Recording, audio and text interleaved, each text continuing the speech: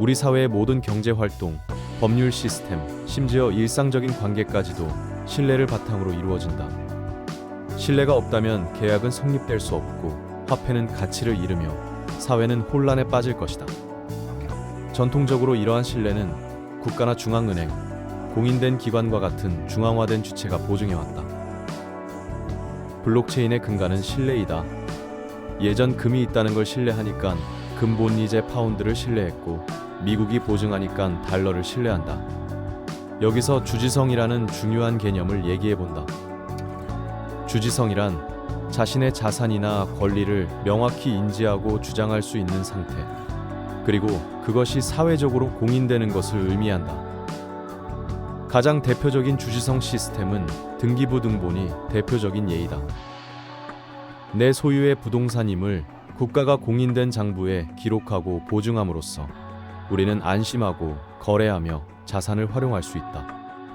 과거 조선 후기 토지개혁이나 근대 국가의 토지대장 정비는 이러한 주지성을 확립함으로써 경제 발전에 가장 중요한 기여를 했다.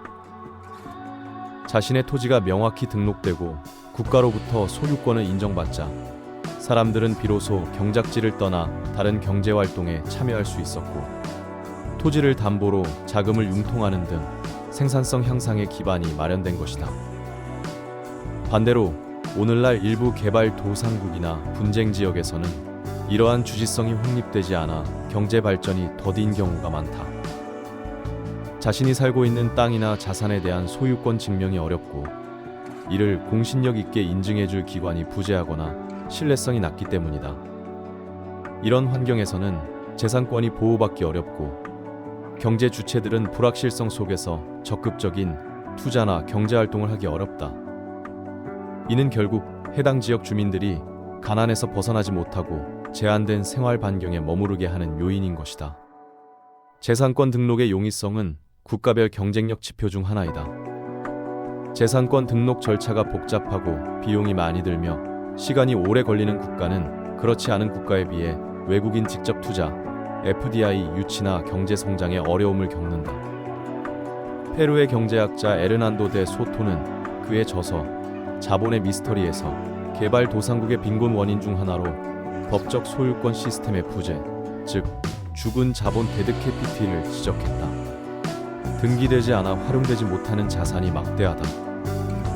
그러면 여기서 생각을 해볼 수 있다. 만약 인도나 동남아, 그리고 아프리카 등 재산권 주지가 힘들고 그로 인해 금융경제가 활발히 일어나지 않고 금융계좌 또한 없는 이러한 인구들이 얼마나 많은가.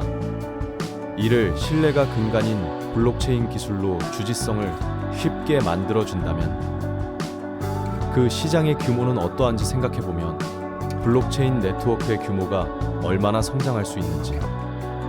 이러한 신뢰의 보장을 국가나 중앙기관 등의 중앙화된 신뢰 검증이 아닌 개인 각자가 신뢰를 담보해주는 기술이 바로 블록체인 기술이다. 블록체인은 특정 중앙기관 없이 분산된 네트워크 참여자 모두가 거래 내역을 공동으로 기록하고 검증함으로써 분산된 신뢰, 디스트리뷰티드 트러스트를 구현한다. 누구나 장부를 열람할 수 있고 한번 기록된 내용은 위변조가 거의 불가능하다. 51% 공격 제외. 사토시 나카모토는 중앙은행의 통화 발행 독점과 금융 시스템의 불안정성에 대한 대안으로 정부나 특정 기관의 개입 없이 개인 간 PEP 가치 전송이 가능한 시스템을 고안했다. 그리하여 나온 역사적 첫 결과물이 비트코인인 것이다. 이를 우린 탈중앙화라고 부르고 있다.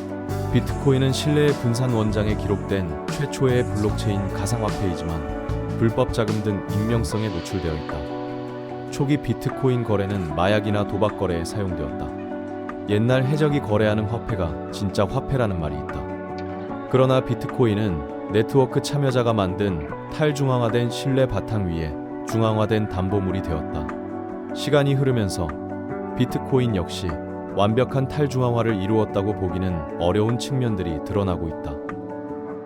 특정 대형 채굴업체들의 영향력, 일부 고래 투자자들의 과도한 물량 보유, 심지어 특정 국가들이 전략적으로 비트코인을 매집하며 자산으로 편입하려는 움직임 등은 비트코인 가격과 네트워크 정책에 영향을 미칠 수 있는 중앙화된 권력 구조를 형성할 가능성이 있다. 이는 초기 비트코인이 추구했던 순수한 탈중앙화의 이상과는 다소 거리가 있다. 물론 중앙화된 담보물이 되어가고 있지만 현재는 탈중앙화된 시스템이며 내가 말하고자 하는 진정한 탈중앙화의 의미에서 조금씩 퇴보하고 있다. 만약 미국이 훗날 비트코인을 전체 발행량의 50%를 초과하여 가지게 된다면 신뢰는 깨질 것이다. 51% 공격이라고 부르는 발행량 절반 이상을 가지며 장부를 수정할 수 있다. 예전 이더리움 51%로 공격으로 하드포크한 적이 있다. 이더리움 클래식이 그래서 원조 이더리움이다. 테라 붕괴하고 아직 테라 클래식이 있는 것처럼 현재 암호화폐 시장에서 가장 널리 사용되는 것은 사실상 달러의 가치가 고정된 스테이블 코인, USDT, USDC 등이다. 이는 마치 과거 미국이 사우디아라비아와의 협약을 통해 석유 결제를 달러로만 하도록 하여 달러 패권을 확립했던 페트로달러 시스템과 유사하다. 그런데 페트로 시스템이 끝나고 미국은 달러를 기축통화로 하기 위해 무엇을 발견했는가? 현재 우리는 우리나라 거래소를 이용하기에 원화로 코인을 거래하지 그 외 대부분의 암호화폐 거래소에서 기축 통화를 하는 것은 달러, 스테이블 코인이며 이는 블록체인 세상마저 달러의 영향력 아래에 놓이게 만들고 있다. 이것이 원유에 이은 블록체인 거래를 달러로 하고 있는 것이다. 트럼프가 스테이블 코인에 대해 민감하게 반응하고 관세 정책 카드로 이끌어내려는 성과 중 하나도 이러한 맥락이다. 달러의 유동성과는 별개로 달러라는 이름값을 통해 블록체인 생태계의 패권을 유지하려는 시도인 것이다. 만약 전 세계가 단일 달러 스테이블 코인만을 사용하게 된다면 이는 또 다른 형태의 중앙화와 특정 국가 통화에 대한 종속을 의미한다. 탈중앙화라는 말을 많이 하지만 그 진정한 의미에 대해서는 깊이 생각해보자.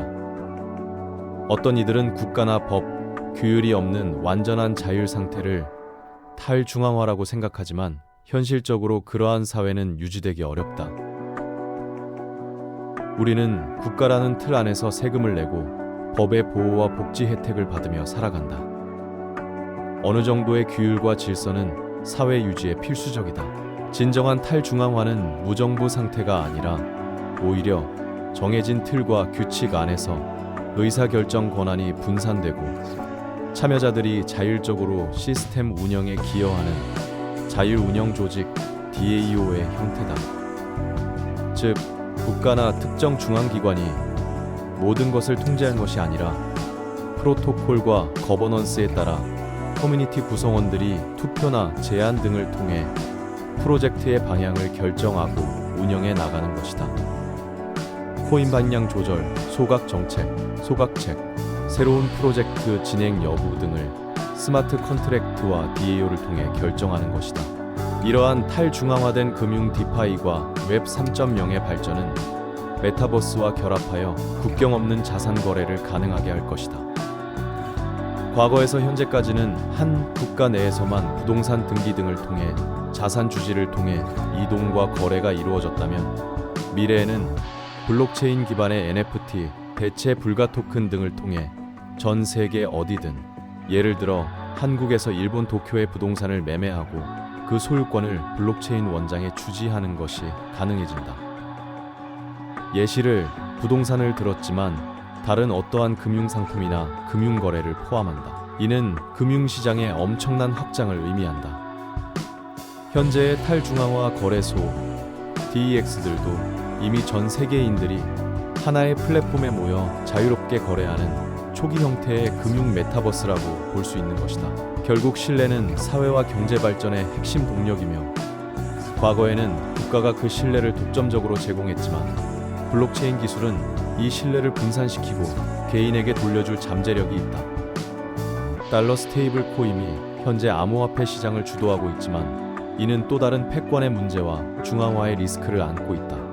진정한 가치 저장 수단이자 교환 매개체로서 발행량이 무한정 늘어나지 않고 특정 국가의 영향력에서 비교적 자유로운, 그러면서도 안정적인 틀 안에서 운영되는 탈중앙화된 화폐 시스템의 필요로 비트코인이 나왔지만